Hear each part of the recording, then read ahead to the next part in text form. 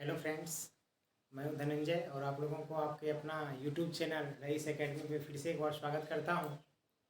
जैसा कि आप सभी जान चुके हैं कि बीपीएससी के द्वारा ये शिक्षक बहाली 7वां चरण जो लेना है, उसमें जो बहाल जितने भी शिक्षक होंगे उनका एग्ज़ाम एक बीपीएससी आयोग को लेने की जिम्मेदारी दी गई है।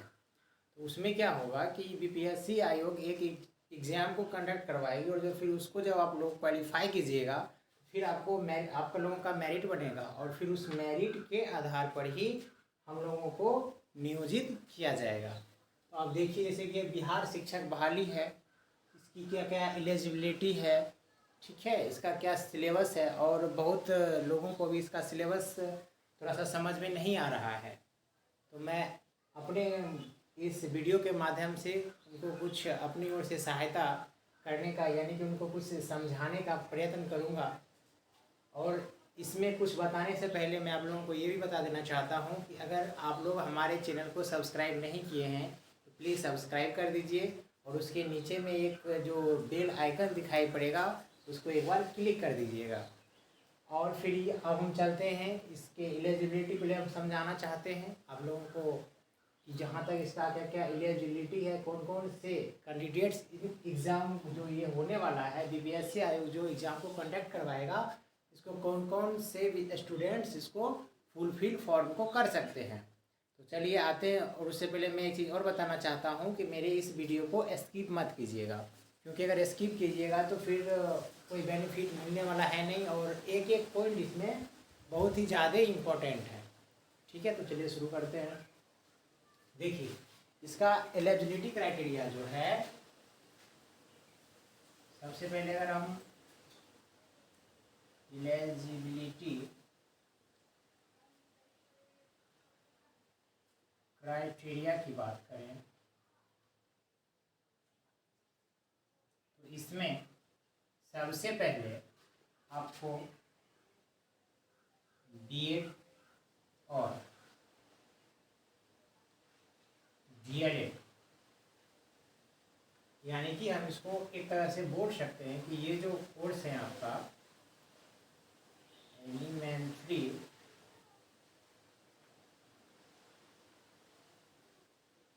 एजुकेशन, इसका एक क्या होना चाहिए, आपके पास सर्टिफिकेट होना चाहिए सबसे पहली बात। और ये जो नया जो अभी निकाला गया है इसमें ये भी बताया गया है कि जो इसमें, जैसे कि आपका ये देखिए, फिर से देखिएगा कि सेकेंड पॉइंट अगर इस पर हम आए, फर्स्ट पॉइंट में तो ये हो गया आपका बीएड और डीएलएड क्या होना चाहिए, कंप्लीट होना चाहिए। यानी कि कहने का मतलब ये मतलब है कि एलिमेंट्री एजुकेशन में के तहत जितने भी कोर्स आते हैं, आप उस सभी कोर्सों में से, चाहे वो बीटीबीसी का हो जाए, पीटीसी कुछ भी हो जाए, एक्सेट्रा कुछ भी हो जाए, तो उसको सबसे पहले आपको क्या करना है, उसको क्वालिफाई करना है, यानी कि उसका सर्टिफिकेट आपके पास होना चाहिए। और उसमें भी इस बार क्या किया है कि इसमें जो 2021 से सेशन, हम आपको बता देना चाहता हूँ, सेशन जो है 2021 से 23, इसमें जितने भी स्टूडेंट्स, इसमें अभी एग्ज़ाम इसका ख़त्म होने वाला ही है, इसमें जितना भी स्टूडेंट्स एपियरिंग में भी अगर हैं, ठीक है, या फिर आपने इसको क्वालिफाई कर लिया है, ठीक है, आपको सर्टिफिकेट इसका मिल गया है, तो दोनों कैंडिडेट्स इस ये जो बीपीएससी आयोग के द्वारा जो एग्ज़ाम लेना है, इसमें आप लोग क्या कर सकते हैं, फॉर्म को फुलफिल कर सकते हैं। ठीक है, फिर उसका इसमें तीसरा चीज़ देखते हैं। आपको या तो पहली बात तो ये हो गई कि आपको बीएड और डीएलएड क्या करना जो है, ये सर्टिफिकेट एक कोर्स होता है जो 2 साल का होता है, इसको कंप्लीट कर लेना है।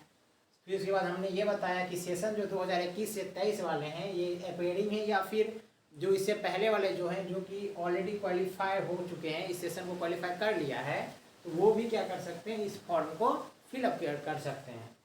फिर देखिए तीसरी बात, ये दोनों कंप्लीट होने के बाद आपको क्या करना है कि ये जो एक सीटेट का एग्ज़ाम होता है या फिर बीटेट, या फिर इसको हम बोल सकते हैं अदर टीचिंग ये जो एग्ज़ाम अभी हमने आपको बताया कि इसका जो एग्ज़ाम होगा ना, इसका जो एग्ज़ाम जो होना है, इसका एग्ज़ाम का 2 पार्ट्स में एग्ज़ाम होगा।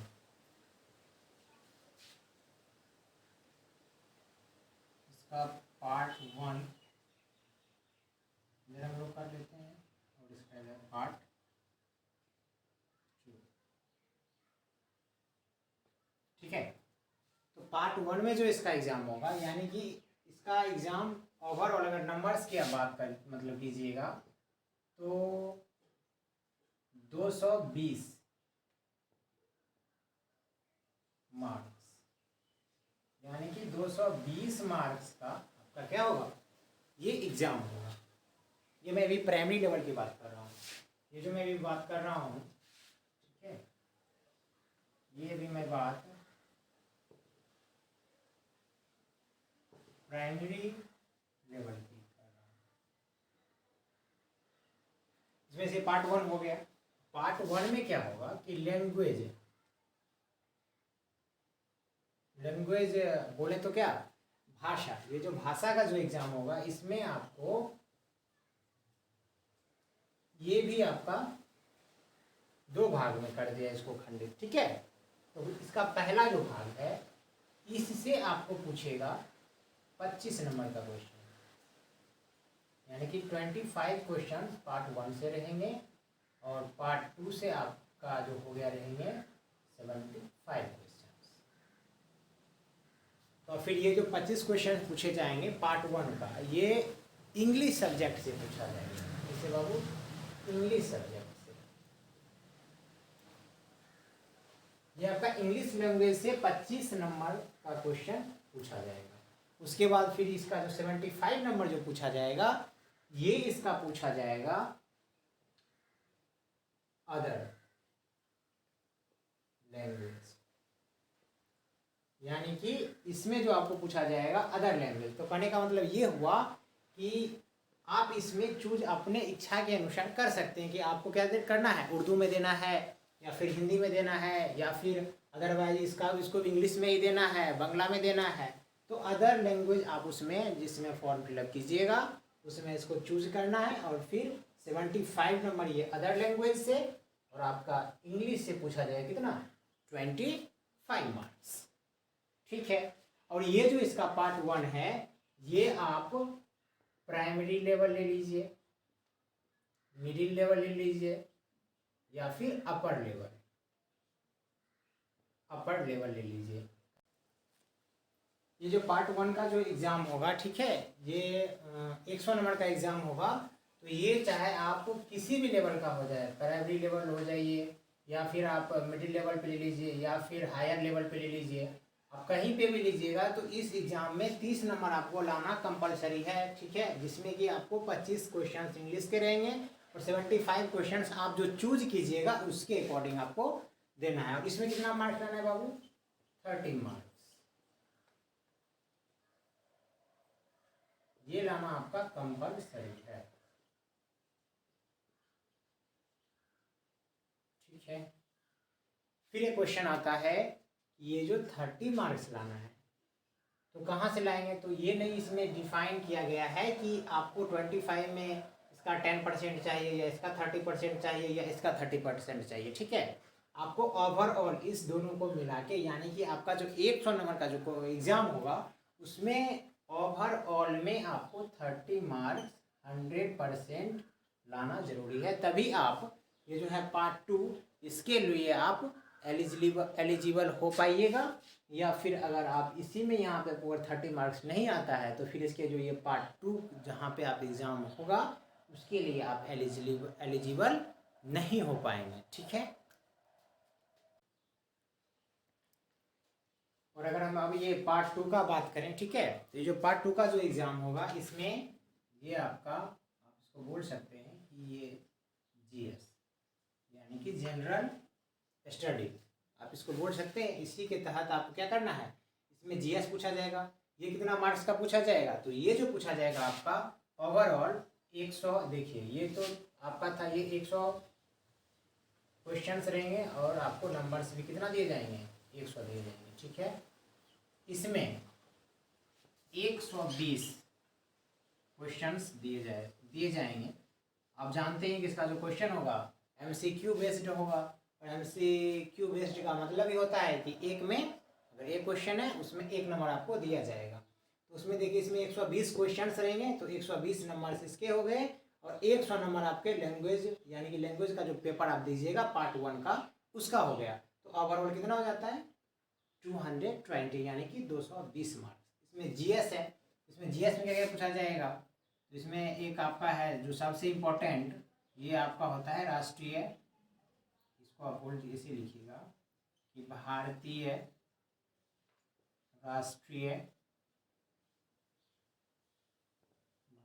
राष्ट्रीय आंदोलन।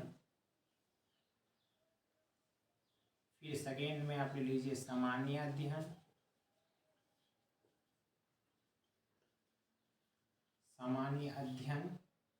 फिर आपका हो गया सामान्य विज्ञान,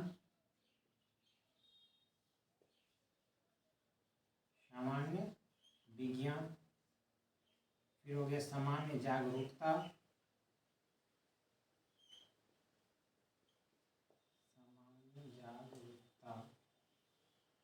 फिर आपके हो गए ज्योग्राफी यानी कि भूगोल। ठीक है, तो ये सब आपके हो गए। फिर इसमें एक पूछा जाता है आपका, ये तो हो गया, फिर आपसे पूछा जाएगा नेक्स्ट, इधर लिखता हूँ मैं, नेक्स्ट जो आपसे पूछा जाएगा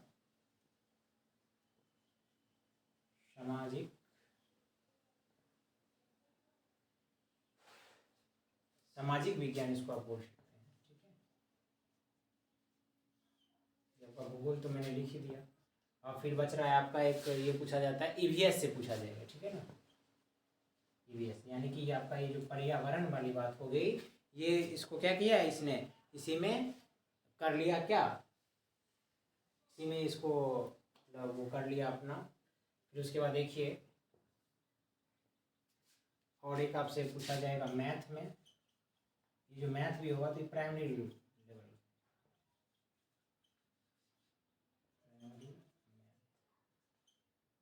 ये ज़्यादा करके अर्थमेटिक्स से रहेगा, अर्थमेटिक्स से ये पूछा जाएगा मैथ का क्वेश्चन। और एक आपका जो है वो है रीजनिंग, जिसको आप तर्क शक्ति भी बोल सकते हैं। तो ओवरऑल आपका यही रहा, मतलब हो गया। ठीक है, तो इसमें आपको जो है सो पूछा गया कितना, तो पार्ट 2 का जो ये एग्जाम आपसे लेगा, तो इसमें क्या क्या चीज़ आप देख लीजिए, ये भारतीय राष्ट्रीय आंदोलन से क्वेश्चंस रहेंगे, सामान्य अध्ययन का क्वेश्चंस रहेंगे, ये सामान्य विज्ञान का रहेगा, सामान्य जागरूकता का रहेगा, भूगोल से क्वेश्चन रहेंगे, सामाजिक विज्ञान से क्वेश्चन रहेंगे। ठीक है, फिर ये आपका EVS से यानी कि पर्यावरण वाला जो होता है 3 to 5 में जो बुक्स चलते हैं उसको भी इसने इसी GS में इंक्लूड कर लिया है। और फिर एक आपको ये अलग से मतलब ये पूछा जाएगा अर्थमेट्रिक में, ये प्राइमरी लेवल का मैथ पूछा जाएगा, और फिर एक रीजनिंग यानी कि तर्क शक्ति से क्वेश्चंस रहेंगे।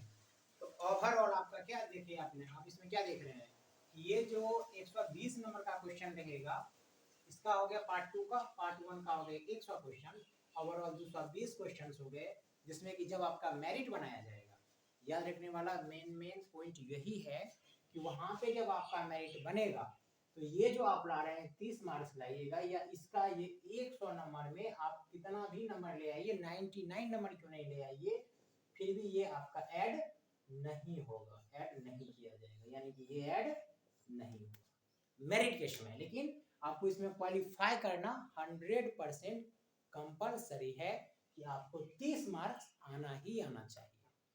ठीक है, अब हम लोग देखते हैं कि ये तो हो गई इसके एग्जाम पैटर्न्स की बात। अब हम लोग देखेंगे कि ये जो मेरिट बनेगा वो किस आधार पे बनाया जाएगा, कैसे मेरिट को ये लोग पब्लिसिटी करेंगे। ठीक है, फिर उसके बाद अगर हम इसके मेरिट का बात करें तो इसका जो मेरिट जो बनेगा, ठीक है ना, तो वहां पे आपको याद होना चाहिए कि ये जो था पार्ट 1 का एग्जाम, इसमें कितने क्वेश्चन थे, 100 नंबर के क्वेश्चन भी थे और 100 नंबर्स के भी थे, 100 नंबर भी उसमें दिया जाएगा।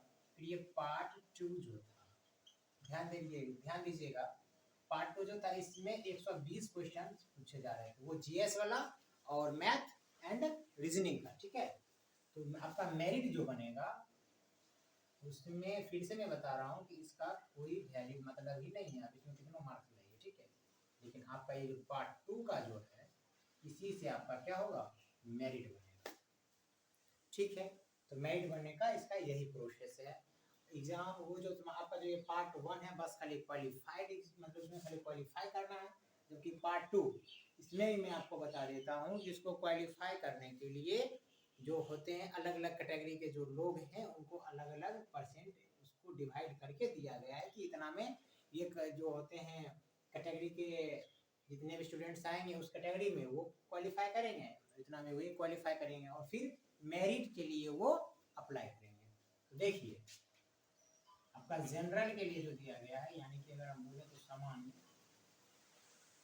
सामान्य वर्ग के लिए 40%, यानी कि ये जो लिया जाएगा आपका 120 नंबर का क्वेश्चन, इसका 40%, इसका 40% कितना हो जाता है बताइए, 120 का 10% कितना हो गया, 12 हो गया, तो फिर 40% कितना हो जाएगा, यानी कि 48 मार्क्स आपको क्या करने हैं, लाने। ठीक है, अगर आप ये 48 मार्क्स ले आते हैं तो फिर आप क्या कीजिएगा कि इसके लिए, किसके लिए, मेरिट के लिए आप अप्लाई कर सकते हैं। फिर आपका जो नियोजन होगा उसमें मेरिट बनेगा, फिर मेरिट बनने के बाद आपका उसमें कितने मतलब ऐसे क्या उसका होता है, आप पहले क्वालिफाई करते हैं या नहीं करते हैं, फिर आपको जहाँ पे आप जिस मेरिट के अनुसार आइएगा आपको वहाँ उस जगह पे उस स्कूल में नियोजित किया जाएगा। ठीक है, ये बात हो गई किसका, तो सामान्य में, जनरल में, अनरिजर्व्ड में जो भी आते हैं उनका ये इतना परसेंट उनको लाना है। ठीक है, फिर हम आते हैं, ये तो आपका होगा किसका, जनरल का हो गया। सामान्य का आप फिर देखिएगा ये जो होते हैं पिछड़ा वर्ग, ठीक है, पिछड़ा वर्ग, इनको ये जो है आपका कितना परसेंट में क्वालिफाई करेंगे मेरिट के लिए, तो इसका है 36.5%, 36.5%। इसका आप लोग कैलकुलेशन कर लीजिएगा, अप्रॉक्स में 36 और अपना खुद कर लीजिएगा, मोटा मोटी बोलिए 38 के अप्रॉक्स में ये इसमें मार्क्स लाना पड़ेगा। ठीक है, 38 ये हो गया पिछड़ा वर्ग, इसको 34% मार्क्स लाना है, जबकि उसके बाद ये हो गई। फिर उसके बाद आप देखिए एक आता है अनुसूचित जनजाति जाति, ये सब भी आते हैं कैटेगरी में। ठीक है, अनुसूचित जाति जनजाति महिला या फिर जितने भी दिव्यांग हैं उन सबको 32% मार्क्स ही गेन करना होगा। और अगर आप ये मार्क्स इतना किस में लाना है, तो ये जो है आपका 120 का जो एग्जाम होगा पेपर 2, इसमें आपको क्या करना है, इतना ये जो ये इतना अलग अलग कैटेगरी हो गए, इसमें आपको मार्क्स लाना है। तो अगर आप मार्क्स लाइएगा तो फिर आप क्या कीजिएगा, मेरिट के लिए आप अप्लाई कर सकते हैं, आप मेरिट में जाइएगा। सामान्य के लिए 40%, जबकि पिछड़ा वर्ग के लिए 36.5% और ये अत्यंत पिछड़ा वर्ग के लिए 34%, अत्यंत पिछड़ा वर्ग के लिए 34%, और अनुसूचित जाति जनजाति महिला दिव्यांग, दिव्यांग में आप कोई भी कैटेगरी का दिव्यांग हो तो आपको 32%, यानी कि ओवरऑल अगर आप इतना मार्क्स गेन करते हैं, इतना परसेंट अगर आप लाते हैं तो आप क्या कीजिएगा, मेरिट के लिए क्वालिफाई कीजिएगा। ठीक है मेरे प्यारे दोस्तों, तो यही होगी मेरिट जो आपका बनेगा 120 पे बनेगा। आपको हमने जहाँ तक पूछ सकता था, जहाँ तक मेरी समझ से हमको आई, हम आप लोगों के लिए ये वीडियो लाए। और फिर आप लोग अभी से इसमें पीछे लग जाइए, और मेरा यही दुआ रहेगा अपने भगवान से कि आप लोग भी इसके अंदर नियोजित हो जाएं, क्योंकि अगर आप इसके अंदर नियोजित नहीं होइएगा तो आपको 3-4 साल का फिर से वेट करना पड़ सकता है। ठीक है, तो फिर चलते चलते बस एक बात हमेशा आप लोग याद रखिएगा मेरे दो प्यारे दोस्तों, कि याद रखना है आंखों में नींद बहुत है पर सोना नहीं है। आंखों में नींद बहुत है पर सोना नहीं है, यही उम्र है कुछ करने का मेरे प्यारे दोस्तों, इसे कभी भी खोना नहीं है, इसे कभी भी खोना नहीं है। तो इस वीडियो में बस इतना ही, फिर हम लोग मिलते हैं नेक्स्ट वीडियो में। तब तक के लिए जय हिंद जय भारत।